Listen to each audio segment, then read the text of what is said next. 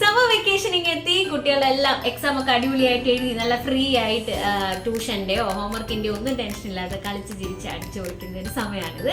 കുട്ടികൾ മാത്രമല്ല പേരൻസും ഒന്ന് റിലാക്സ് ആയി ട്രിപ്സും അതുപോലെ തന്നെ വെക്കേഷൻസും ഒക്കെ പ്ലാൻ ചെയ്യുന്ന വളരെ ഹാപ്പി ആയിട്ടുള്ള ഒരു ടൈമാണ് ഈ സമ്മർ ടൈം എന്ന് പറയുന്നത്.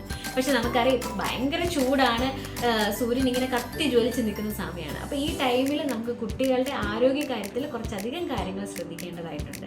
സമ്മർ ടൈമിൽ മെയിനായിട്ട് ചെറിയ ചെറിയ അസുഖങ്ങൾ മുതൽ, അതായത് തളർച്ച, ഡീഹൈഡ്രേഷൻ, തലവേദന, ഹീറ്റ് ക്രാംസ്, ഹീറ്റ് സിങ്കോപ്പ് തുടങ്ങി വളരെ സീരിയസ് ആയിട്ടുള്ള ഹീറ്റ് സ്ട്രോക്ക് വരെ ഉണ്ടാകുന്ന സമയമാണ്. അതുപോലെ തന്നെ വെള്ളത്തിൽ നിന്നും ഭക്ഷണത്തിൽ നിന്നും ഒരുപാട് അസുഖങ്ങൾ ഉണ്ടാകുന്ന ഒരു ടൈമും കൂടിയാണ്. ഛർദി, വയറിളക്കം, ഹെപ്പറ്റൈറ്റിസ്, ടൈഫോയിഡ് തുടങ്ങി ഒരുപാട് രോഗങ്ങൾ വരുന്ന ഒരു സമയം കൂടിയാണ് ഈ സമ്മർ ടൈം എന്ന് പറയുന്നത്. അപ്പോൾ ഈ സമ്മർ ടൈമിൽ നമ്മൾ പ്രോപ്പറായിട്ട് പാരൻസിനെ, കുട്ടികളെ വേണ്ട രീതിയിൽ അവയർനെസ് ചെയ്യാന്നുള്ളത് വളരെ ഇമ്പോർട്ടൻ്റ് ആയിട്ടുള്ള ഒരു കാര്യമാണ്. നമസ്കാരം, ഞാൻ ഡോക്ടർ അമല ബാബു, കുട്ടികളുടെ ഡോക്ടറാണ്. Welcome back to my channel കുട്ടി ഡോക്ടർ വിത്ത് കുട്ടി ടോക്സ്. നമ്മൾ ചെറിയൊരു ഗ്യാപ്പിന് ശേഷമാണ് വീഡിയോ ചെയ്യുന്നത്. കുറച്ച് പേഴ്സണൽ ഇഷ്യൂസ് ഉണ്ടായിരുന്നു. എങ്കിലും ഈ ഹോട്ട് ക്ലൈമറ്റിൽ വളരെ ഹോട്ടായിട്ടൊരു ടോപ്പിക്കായിട്ടാണ് ഞാൻ വന്നിട്ടുള്ളത്. അത് മറ്റൊന്നുമല്ല, കുഞ്ഞുങ്ങളിലുണ്ടാകുന്ന ചൂടുകുരുയാണ്. അപ്പോൾ ഇപ്പോൾ OPയിൽ ഒരുപാട് പാരൻസ് വരും, ഡോക്ടറെ കുഞ്ഞിൻ്റെ മേത്തിങ്ങനെ ചെറിയ ചെറിയ ചുമന്ന കുരുക്കൾ വരുന്നു, ചൊറിച്ചിലുണ്ട്, എന്ത് ചെയ്യണം എന്നൊക്കെ ചോദിച്ചു. സോ അത് നമ്മൾ മനസ്സിലാക്കണം എങ്ങനെയാണ് ഈ ചൂടുകുരു ഉണ്ടാകുന്നത് എന്നുള്ള കാര്യം. നമ്മുടെ സ്വെറ്റ് ഗ്ലാൻസ് ഇങ്ങനെ സെക്രീറ്റ് ചെയ്യുന്ന സമയത്ത് നമ്മുടെ പോസിൽ എന്തെങ്കിലും ഒരു ബ്ലോക്കോ തടസ്സമോ ഉണ്ടാകുമ്പോൾ അവിടെ നമുക്ക് ഇങ്ങനെ ചെറിയ കുരുക്കളും ഇറിറ്റേഷൻസും ഒക്കെ ഉണ്ടാകും. ഇതിന് നമുക്ക് എങ്ങനെ വീട്ടിൽ തന്നെ ടാക്കിൾ ചെയ്യാൻ പറ്റുമെന്ന് ചോദിച്ചു കഴിഞ്ഞാൽ, ഒന്ന് നമ്മൾ ശ്രദ്ധിക്കേണ്ട കാര്യങ്ങൾ കുട്ടികളുടെ ഡ്രസ്സിങ് ആണ്. ഡ്രസ്സിങ് വളരെ അയഞ്ഞ രീതിയിലുള്ള ഡ്രസ്സ് ഇടാൻ ശ്രമിക്കുക. അധികം ടൈറ്റ് ആയിട്ടുള്ള ജീൻസും ടോപ്പും അങ്ങനെ ഒന്നും യൂസ് ചെയ്യാതെ കോട്ടൻ്റെ ഇളം നിറത്തിലുള്ള ഡ്രസ്സുകൾ ഇടാനായിട്ട് ശ്രമിക്കുക.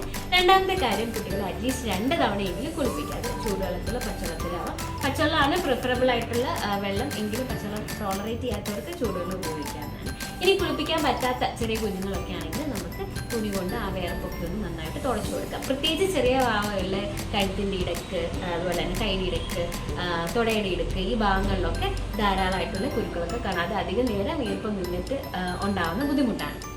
അതോടൊപ്പം പിന്നെ നമ്മൾ ശ്രദ്ധിക്കേണ്ടത്, ഈ നമ്മൾ തിക്കായിട്ടുള്ള മോയ്സ്ചറൈസിങ് ക്രീം, അതായത് ഡ്രൈ സ്കിന്നൊക്കെ ഉള്ളവരാണെങ്കിൽ യൂസ് ചെയ്യാം. അല്ലാത്ത കുഞ്ഞുങ്ങൾക്ക് സമ്മർ ടൈമിൽ ഭയങ്കര തിക്കായിട്ടുള്ള മോയ്സ്ചറൈസിങ് ക്രീമൊക്കെ ഒന്ന് ഒഴിവാക്കുന്നത് വളരെ നന്നായിരിക്കും. കാരണം നമ്മൾ നേരത്തെ പറഞ്ഞു, നമ്മുടെ പോസിനെ ബ്ലോക്ക് ചെയ്യുന്ന തരത്തിലുള്ള യാതൊരു കാര്യങ്ങളും നമ്മൾ യൂസ് ചെയ്യാതിരിക്കുന്നതായിരിക്കും നല്ലത്. പിന്നെ നമുക്ക് ഈ ഇച്ചിങ് ഇറിറ്റേഷനും ഒക്കെ ഒഴിവാക്കാനായിട്ട് യൂസ് ചെയ്യാൻ പറ്റുന്ന ഒരു കാര്യമാണ് calamine lotion. Calamine lotion type ആയതുകൊണ്ട് മറ്റ് പ്രശ്നങ്ങളൊന്നും ഉണ്ടാവില്ല.